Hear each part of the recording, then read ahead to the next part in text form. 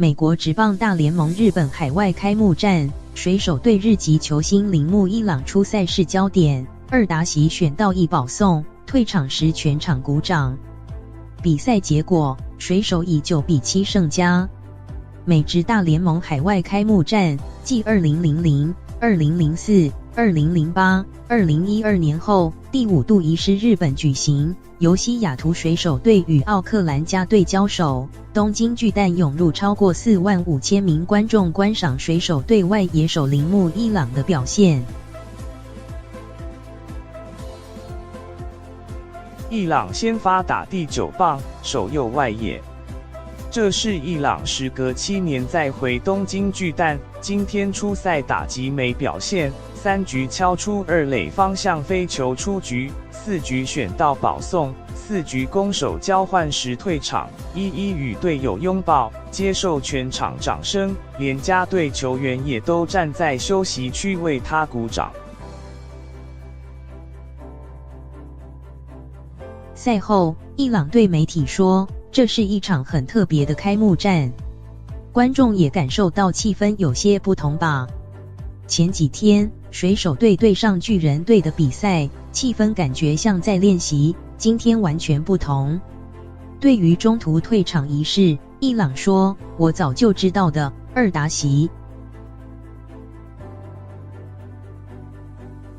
原来一朗在比赛前就被告知什么情况下退场，但被问到是否知道队友们会在板凳前迎接他一事，他说事先不知情。今天一朗的退场，让前来东京巨蛋为他加油的民众很惊讶，全场惊呼声连连。日媒报道，当一朗将退场时，队友们出来迎接这位传奇人物，以如雷的掌声表达对他的敬意。赛后，对于4局将一朗从守备位子上换下一事，水手总教练塞维斯 Scott Servais 表示，他知道球迷很想多观赏一朗在场上打球，但总是需要考虑什么对球队才是最重要的，这点一朗也很清楚。针对水手队上家的第2战是否会让一朗再度上场的问题，塞维斯说，明天的比赛，一朗也会上场，会在比赛中的某个时点上场。今天一朗虽然没能好好掌握球，但他挥棒挥得很好。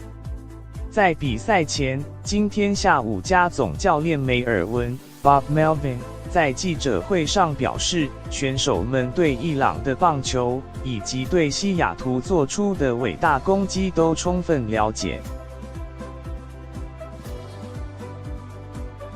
一朗是历代最棒的选手之一。他又说，在比赛中可能会有一朗接受如雷掌声的瞬间到来吧。届时，选手们就退一步，让时间暂时停一下。比赛结束后，梅尔文说，感觉眼眶有些泛泪。球迷都屏气凝神在观赏一朗的打击和守备。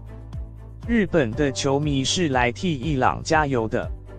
日媒报道，一朗在4局中途退场，球迷内心似乎受到很大的震撼。有人在网络上留言，可恶，我赶着回家看比赛，竟然一朗退场了。也有球迷在网络上表示，只是去上个洗手间回到座位，竟然一朗就退场了。在比赛过程中，有人在推特发出心声说，拜托一朗千万不要隐退，一朗是想今天隐退吗？